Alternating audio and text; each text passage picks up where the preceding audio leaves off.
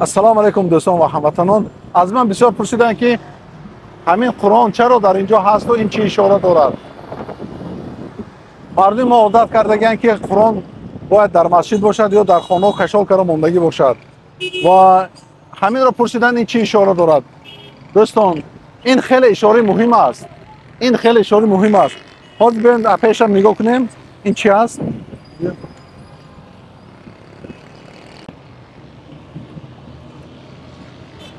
نگاه کنید این کتاب قرآن در پیشش شمشیر است. یعنی این چی اشاره میکند؟ این اشاره میکند که یعنی کتاب دعوت به پیش میرود، اگر کسی پیش دعوت رو بگیرد بعد شمشیر این را دور میکند. یعنی هر دو اینا باید باشد. این همین اشاره را دارد. مثال میبرم به شما، خوارجا فقط دست به سلاح زدند، کتاب سیاست را به پیش نبردند، ناکام شدند، به گمراهی رفتند. زیرا که این سنت پیامبر صلی الله علیه و سلم است که باید هر دوش باشد. شما سیاست کتاب دعوت رو به پیش میبرید، اگر کسی پیش شما رو گرفت بعد به شمشیر این رو پیشگیری میکنید.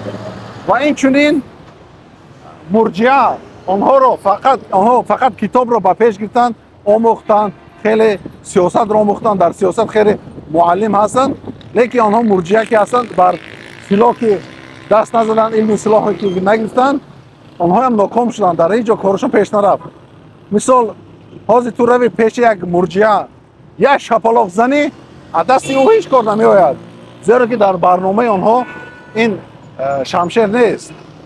و این در اینجا هست، این اشاره میدهد که منطقه‌ای که در اینجا هست اینها هر دوش به دست گرفتند.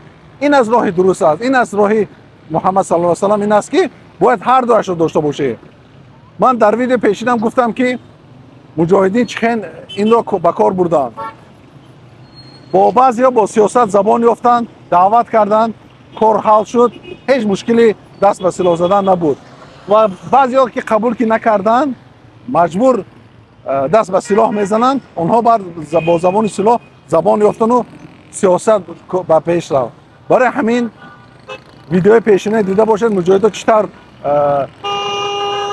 سیاست به پیش بردن و سلاح به پیش بردن. این اگر هر دوش باشد شما میتوانید نجاح باشید.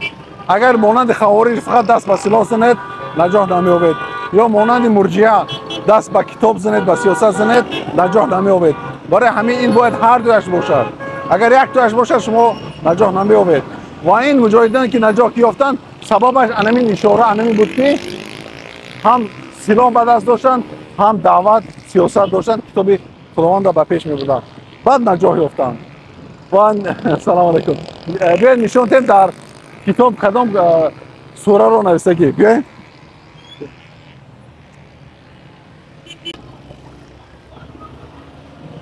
بیاید نزدیکتر بیاید نگاه کنید. سوره انفال، یعنی این هم یک اشاره هست برادرها. چرا؟ زیرا که سوره انفال و سوره توبه این یک سوره سیاسی هست، سوره خیلی مهم هست که بسیاری دانشکده ها جایی که درس شرعی میخونند همین سوره رو از برنامه هاشون گرفتگی هستند. آنها این سوره رو نمیخونند، سوره توبه و انفال رو درس نمیآموزند، از برنامه درسیشون گرفتگی هستند. برای همین اینم با قصد همیشه اشاره کرده موندن که ما این سوره انفال توبه رو میخونیم میآموزیم، زیرا که نه همه جا، نه که اکثری جایی که درس اسلامی میخونند در آنجا سوره انفال و توبه رو نمیخونند، یا خوانند که از رویکی خوانده میگذارند، تصویرش، سبب نزولش یا حکمش نمیخونند.